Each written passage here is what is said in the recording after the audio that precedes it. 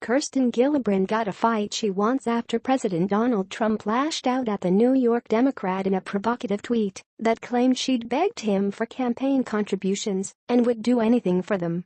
Gillibrand, who's up for re-election next year and is considered a possible presidential contender in 2020, has been an outspoken voice in the national debate over how to confront sexual assault and harassment. She's argued that the rules and institutions from Congress to Hollywood to the U.S. military are set to benefit the powerful and the favored at the expense of the vulnerable. A fiery exchange with Trump on Tuesday could brighten the spotlight on Gillibrand's campaign to upend the dynamics and put power in the hands of the victims, while simultaneously pushing the 51-year-old mother of two boys to the forefront of an unformed Democratic presidential field. She scathed icons in her own party along the way. Gillibrand was appointed to Hillary Clinton's Senate seat, but she recently said Bill Clinton should have resigned the presidency for his improprieties. That led Clinton loyalists to criticize her as an ungrateful opportunist. The back and forth between Trump and Gillibrand came as a wave of sexual misconduct allegations roils Capitol Hill, forcing several lawmakers out of office in just the last week alone. Senator Al Franken, D. Minnesota, announced he would resign amid an ethics probe into accusations that he sexually harassed several women. Representatives John Conyers, D. Michigan, and Trent Franks, R. Arizona, also quit after misconduct accusations surfaced. "I do think this is a reckoning. This is a watershed moment," Gillibrand said of the resignations in speaking to the Associated Press late last week. "Politicians should be held to the highest standards, not the lowest standards." And she rejected the notion that she and other Democrats, by demanding Franken and Conyers step aside, are making a calculation they hope will pay off politically as Trump continues to fend off allegations of sexual misconduct lodged over the last year by more than a dozen women. "That couldn't be more cynical and backward," said Gillibrand, who is one of the first Democrats to call for Franken to step down. "It has nothing to do with politics. This whole debate is, do we care about women?" Gillibrand served notice several years ago that combating sexual assault would be her issue.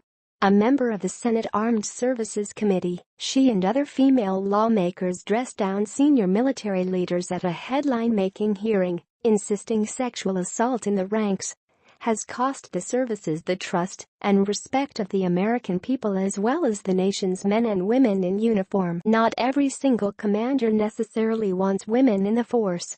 Not every single commander believes what a sexual assault is. Not every single commander can distinguish between a slap on the ass and a rape, because they merge all of these crimes together, Gillibrand told the uniformed men in 2013. 4 years later, Gillibrand added her voice to the growing number of male senators calling for Trump to resign in the face of multiple accusations of inappropriate sexual behavior. A day after her broadside, Trump singled her out. The president tweeted, "Lightweight Senator Kirsten Gillibrand, a total flunky for Chuck Schumer, and someone who would come to my office begging for campaign contributions not so long ago and would do anything for them, is now in the ring fighting against Trump. Very disloyal to Bill and crooked used." Gillibrand was at a bipartisan Bible study in the office of Senator Steve Daines, Vermont, when she stepped out to take a call alerting her to Trump's tweet. She fired back, calling the president's tweet a sexist smear aimed at silencing her voice. She also renewed her call for a congressional inquiry into the accusations against Trump. Gillibrand silently shook her head at the idea that she had begged Trump for campaign contributions. Democrats rushed to Gillibrand's defense. "Are you really trying to bully, intimidate and slut-shame at Sen Gillibrand?" Senator Elizabeth Warren of Massachusetts tweeted back at Trump. "Do you know who you're picking a fight with? Good luck with that." Senate Republicans steered clear of the latest uproar involving Trump's Twitter account. Senator Jeff Flake of Arizona, a frequent Trump critic, was an exception, telling reporters he didn't think it was appropriate at all.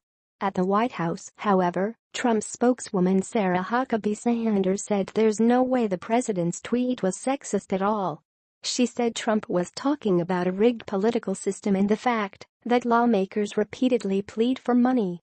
Federal Election Commission records show Trump and his daughter Ivanka Trump donated nearly $8,000 to Gillibrand's congressional campaigns.